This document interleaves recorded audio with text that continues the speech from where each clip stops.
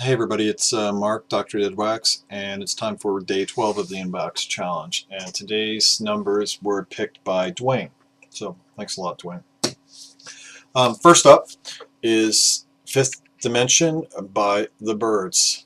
A little bit of beat up copy. I got this out of a free box of records off of Craigslist, so I can't really complain about the cover.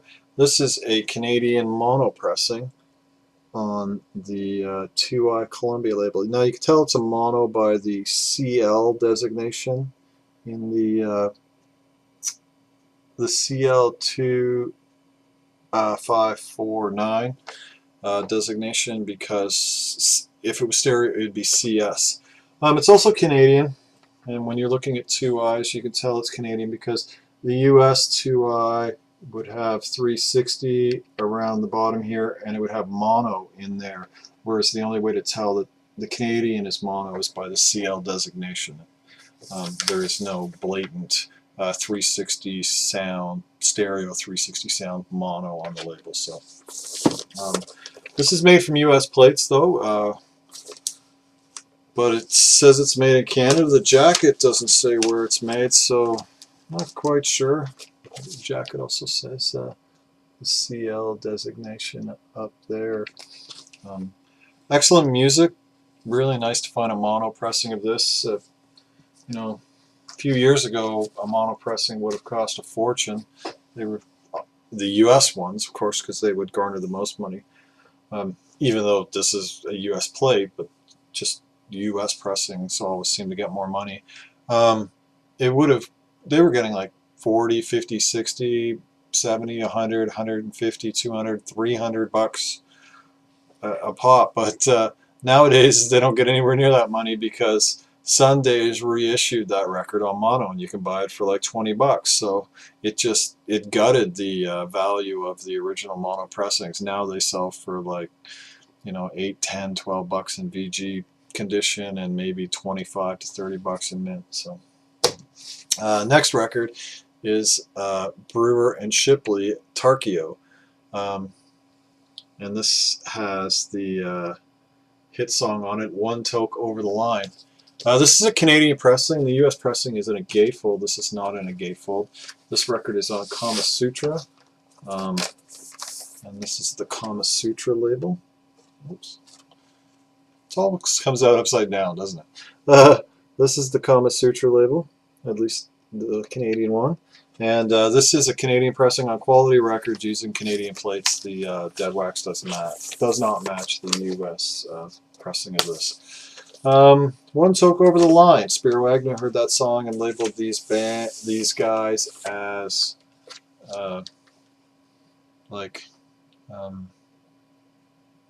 anarchists or whatever. I can't remember the right word. However, and he made a big deal about this, and yet at the same time, Lawrence Welk on his show, they did a version of One Toke Over the Line. 2 singers chose the song to do it, and at the end Lawrence Welk said it was like a new gospel classic. So Spiro Agnew's railing against these 2 guys, and the song appears on Lawrence Welk. And Lawrence Welk had no idea what the song was about. Neither did the 2 singers who picked it, but apparently the backup band, I think it was Brewer, subsequently met one of the backup guys like 20 years later, and he said, "What was going on with you guys putting that song on there?" And he says, "Well, the whole band knew what the hell the song was about." He said, "We just laughed the whole time and we let them go ahead and do it." So Spiro's calling him subversive, and Lawrence Welk is singing the song. And if you're bored with me, you can go out on YouTube and you can see that song because it's there. Lawrence Welk, One Toke Over the Line. Next is Connection. Oh, that was like a buck at a record show. Next is, sorry, I didn't talk about the music. This is great. This is great music. This is folk meets blues rock. This is basically Paul Butterfield blues band with a folk duel. So it's great. It's got this almost psychedelic folk rock feel to it with these kind of subversive, lyrical content songs. And Jerry Garcia plays a pedal steel guitar on Oh Mommy, which is a call for Richard Nixon's resignation, and Don't Want to Die in Georgia is a great song. Tarkio Road, which is where this comes from, was this road they took between two towns that they could make on exactly one tank of gas, and they wrote a song about it. Great stuff. It's not something I'd heard of, and I think it might be a little bit overlooked nowadays. Back One Toke Over the Line back in the day, that was a huge song for culturally, but maybe not a lot of people are talking about it nowadays. So this ties back into the Byrds here. This is Crosby, Stills, Nash and Young, Dallas Taylor and Greg Reeves, Deja Vu. I got this for $1 or 97 cents. This is on a gorgeous, I don't know if you can see it, but textured cover with it's like a textured leatherette cover with a tipped on, which means a glued on image. A little bit of a tear there, but for $1, who cares? Came with the original inner sleeve, and this is on the Atlantic label, standard Atlantic. This is a U.S. first pressing, and it sounds glorious. There's tons of first pressings of this. This record had a huge demand, so it was pressed at about 10 different places apparently, and a whole bunch of different plates were used. But this, and you can tell it's an early one because it's 1841 Broadway as opposed to 75 Rockefeller Place. So that's always, with Atlantics, the 1841 Broadway comes before the 75 Rockefeller. And don't just go by 1841 on the cover of the record. Make sure it's on the label, because they had old covers with new labels. So you can, or when people Frankenstein things, you can don't trust the cover, go by the label. Fantastic, huge sound. Now there's a lot of discussion on this record online about different pressings, and the Deadwax variant of this, which is like ST-A-701829-D, is considered one of the better ones, and it sounds wonderful. Also in the Deadwax is AT, which stands for Atlantic, and LW, and I've discussed this before, but I'll say it again. LW, while it looks like a signature of mastering engineer, is actually not. It stands for the Long Wear Stamper Company, and they were the people that made the metal plates. So the lacquers would have been cut, and then they would have been sent to Longwear, and Longwear would have turned those lacquers into the Metal Masters. So that's what the LW stands for when you see it, and it's always like L and W, like they're kind of offset and angled. So this sounds fantastic. Now I have a Canadian Red Atlantic of this in the inbox as well, and that is supposedly sounds even better from everything I've read, but somebody's going to have to give me that number, and then I can do a comparison of the two. I have a friend, he's got this gorgeous $200,000 analog front end stereo, just true delight to go listen to records at his place. He loves that record, and he has the MoFi, which he thinks is awesome, so I'm hoping to take that up there and just trounce it. Next is David Sancious, The Bridge. This is on good old Electro Musician.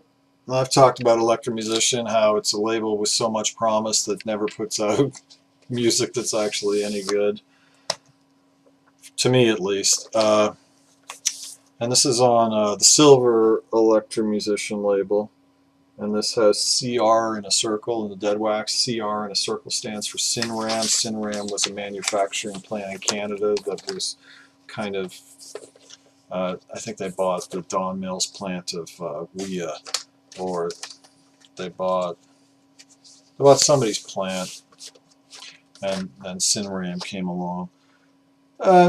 basically I can say that Sinram, nothing stellar ever came from them on vinyl. But nothing stellar really came out on Canadian vinyl past like 1987 that I've ever heard. Maybe I'll find some little independents, but the big boys were pressing some pretty mediocre records by them. So David Sancious, The Bridge.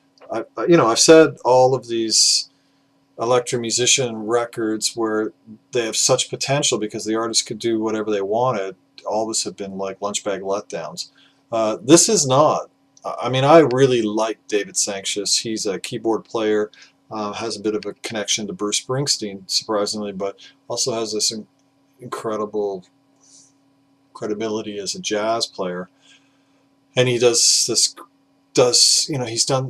a record that I really love that's kind of a blend between like an Alan Parsons feel and jazz. Anyways, this is like solo piano that has a Keith Jarrett feel, and then maybe it has some other instruments, and I'm not entirely sure if the other instrumentation was him on synthesizers or not, or other people coming in and playing with it, but that stuff has kind of like that ethereal kind of dreamscape ECM feel. So this is fantastic. David Sancious, The Bridge. Highly recommend that. If you see it, check it out. And the last record, which is one I'm sure you probably have, Dwayne, is Yes Union. And Yes Union was this amalgamation. There were two Yes camps. There was the Yes that made Owner of a Lonely Heart that John Anderson subsequently left and joined Anderson, Bruford, Wakeman, and Howe with Tony Levin. And then, but that Yes that Anderson left, they continued on, and they were working on making a record that was Squire and Rabin and Tony Kaye and Alan White, and they were going to get another vocalist in. And so these two Yes camps were about to put two records out, and then they decided to make peace, and they put out this one record of all the stuff they'd kind of recorded. They put out this one record, and it's like an amalgamation of these two bands. The Rabin, Kaye, White camp, Anderson went in and sang vocals on those tracks, and the Anderson, Bruford, Wakeman, Howe camp,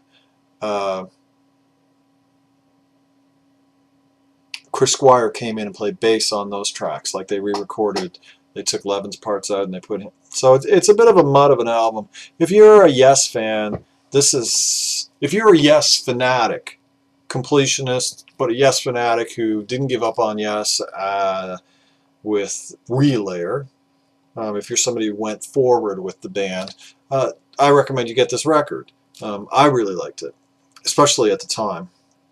It's pretty dated now, but if you are like somebody who's new to Yes, or you're not a completionist, this is not a necessary record. I was lucky enough to see this tour. Dwayne, this is weird. Do you have this record? If you do, mine doesn't have a barcode on it, so I'm wondering if it's like a Columbia Record Club special or one of those things. It doesn't have a barcode on it, but it doesn't also have. It's made by SRC, Specialty Record Corp, and it has SL, the initials of it has the initials of a mastering engineer side in it as well, whom I can't quite get the name of, but it's the initials are SL. This is the label. It's on Arista. So this is, and it's 1A stampers, so it's not especially made by Columbia, but I don't quite know what it is. So if you have this, see if yours has a barcode, or maybe they put the barcode on the cover with a sticker. Although this is in shrink, so I would have thought. So where was I? Yeah, not the greatest record, but it was a great tour. Fantastic tour to see. I couldn't see the show in Toronto. I was writing on my comprehensives for radiography, and I went to the Buffalo show the day I wrote the last. It was I had to do 4 exams in a row, and the day of the last one, I was lucky enough that they were playing Buffalo that night, so we went down to Buffalo and saw the show there. And to see these 8 or 9 musicians, 8 musicians on stage, especially doing the early Yes materials, it was fantastic. Bruford, White, all the drumming, 2 kits, the whole, wow, 2 guitar players. Sometimes one band would come on, sometimes others, sometimes they would all play together. It was a crazy, crazy concert. It was kind of the end of Yes for me. Talk came out, I didn't really like it, and even though I'm a total Yes fanatic, I kind of gave up on them. Anyway, that's it. Day 12 done, and have a great day, everybody, and keep the record spinning.